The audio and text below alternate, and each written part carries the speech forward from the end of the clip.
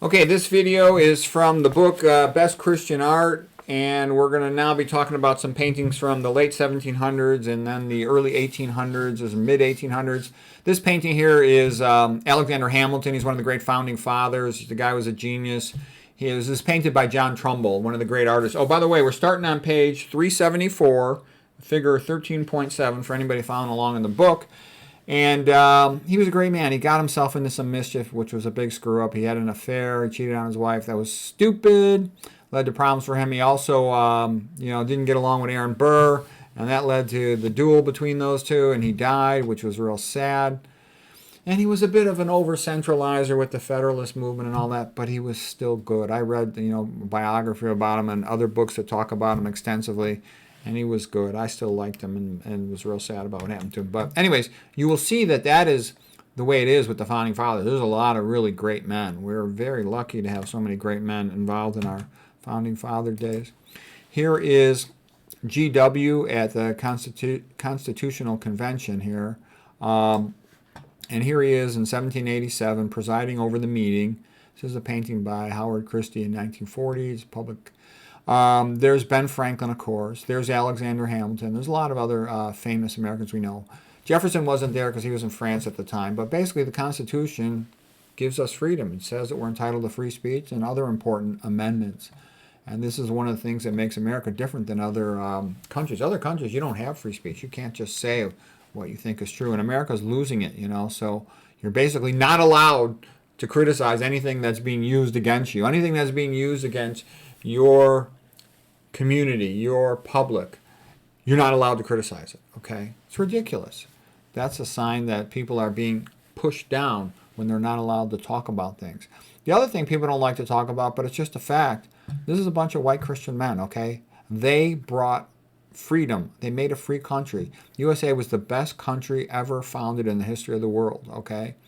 Now, yeah, of course there were some problems. They should have, canceled slavery right at the beginning, but the reason they didn't do it was they needed the unity of all the states at that time in order to be able to stand up to the British, okay? And some of the Founding Fathers really tried to get slavery abolished right at the beginning, but they were overruled because they couldn't otherwise get the support of the Southern colony. So that's what happened, all right?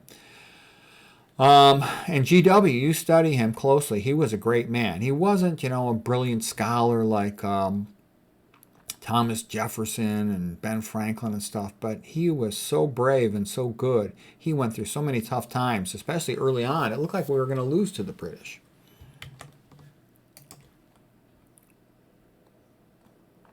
Okay, now here is a statue, painting of the Statue of Liberty when it was unveiled by Edward Morin in 1886. This was painted, and it's beautiful, and basically it's like a gift from France to us, and we gave them the Eiffel Tower, so to speak, and it's magnificent. And it's something you have to preserve. We should be teaching this, and to all the school students should be knowing, the Pledge of Allegiance and everything about the Statue of Liberty. When I was in grade school, we used to say the Pledge of Allegiance all the time, and we used to sing all these songs about USA. My country, 'tis of thee, sweet land of liberty, of thee I sing. God bless America. We used to sing all those things. I mean, America used to be way more patriotic than it is nowadays. And this patriotic Christian background, it unified the whole country. And that's partly why they want to get rid of it. And it made things beautiful, too. Like I said, Christmas holidays are the ultimate holiday of the whole entire year. You can't wait to come home and see the family and friends, and you see all the Christmas lights. They cheer you up. A lot of times I'll work a long day as a clinical doctor, and then I'll be kind of tired. I'm coming home, and I see beautiful Christmas lights. Some of the people have decorated their houses, and it's beautiful. It puts me in a good mood. Christians light up the world, the joy of the world. Okay, if it's not for that, then winter is just, Christmas, instead of being December 25th, instead of being Christmas, it just becomes winter break. Well, that really doesn't mean anything. It's just a cold day, and nobody puts up lights. It's kind of bleak. Because what I've seen is without this idea of a unifying religion, what ends up happening is people tend to just stick to their own family and don't pay attention to anything else. They're much less charitable and unified as a community. And I think that's unfortunate for everybody. Okay, here's another painting. This one is of Napoleon and his men on horseback by Ernest Meissonier, 1864. He was a great French artist, and France had a lot of great artists. everybody sort of thinks of France as Impressionism. I mean, yeah, there's some really good stuff in Impressionism, but they had a lot of great artists before that. Okay, so anyways, this painting always reminds me of Napoleon in retreat, coming back from Russia. He bit off more than he could chew. He went out there with over 500,000 men, came back with about 15,000. And so, yeah, he was obviously a military genius, Napoleon, but, he didn't know when to stop.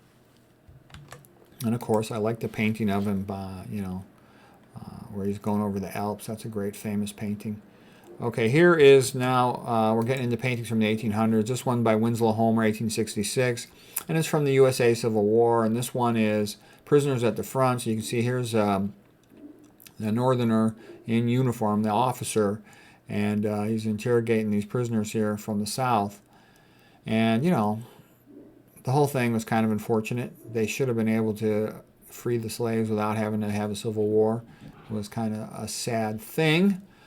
So nice painting though. The best artist too, if you want to look at Civil War art, take a look at Dan Troy-Iani. He's magnificent. And also Mort Kunstler. Those are the two best Civil War artists. Okay, this right here is a painting by John Everett Millay. He's one of the lead guys in the original Pre-Raphaelite Brotherhood of Painters in England in the mid-1800s. And they're the ones that were popularized by John Ruskin. And as a matter of fact, as the story goes, this lady, her name was Effie. Effie was the wife of John Ruskin. He was the eccentric genius, art critic, who helped get the Pre-Raphaelite Brotherhood to be famous, okay, by promoting them in England. This is sort of the Victorian age. And it was also a time of a Catholic revival. So anyways, this painting is a Scottish soldier being set free, the order for release of the prisoner, and she's his wife in the painting. But in real life, she was the wife of Ruskin, and I don't think they ever consummated their marriage. They just didn't get along that well, and Ruskin said he wasn't that attracted to her. She's pretty. And then Ruskin had asked Everett Millay to paint her, his wife, a painting of her, and they fell in love with each other, and then she married John Everett Millay, and they had a bunch of kids. So anyways, a beautiful painting, incredible natural realism. The Pre-Raphaelite Brotherhoods were sort of famous for that.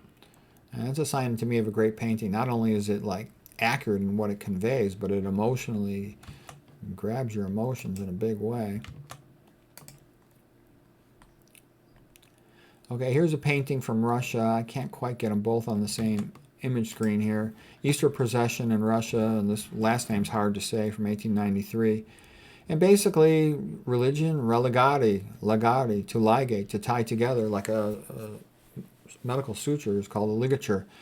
And anyways, it unites a people. If you tell me that somebody from the other side of the planet sings Christian songs, reads the Bible, I'll automatically have tons of stuff in common with them. That's a good thing.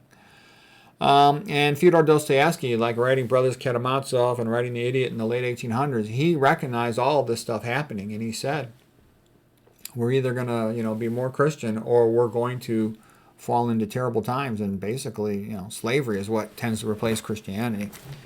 And yeah, I know Christianity is not perfect, but it gives the people this Bible-based worldview. They're created in the image of God, and they all are equal before God. And it enables people to get along, and it reminds them they should be nice to everybody, the most weak and fragile person.